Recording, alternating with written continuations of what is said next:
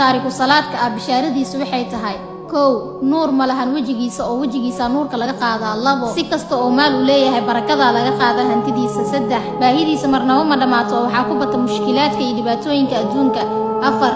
caajis iyo xanuuno iyo cudurro aanan dhamaad lahayn shan hadduu dhinto meedkiisa lama dhaqayo lix markuu dhinto lama kafanayo meedkiisa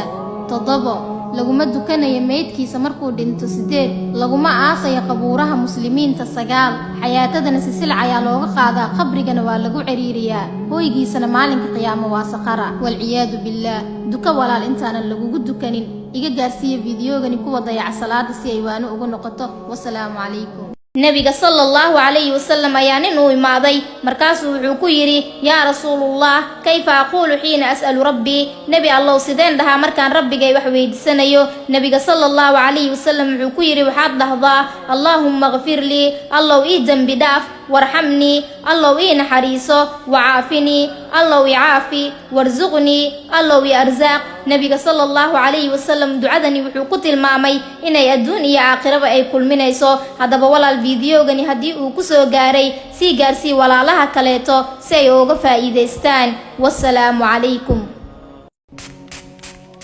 maalmahan saaxiibadeeda ma arkin galabta ayna soo salaama assalaamu calaykum hinda وعليكم السلام أبا في عن الحمد ما شاء الله عرفت هذا بحس محمد حاجي ما soo socdo ما أبا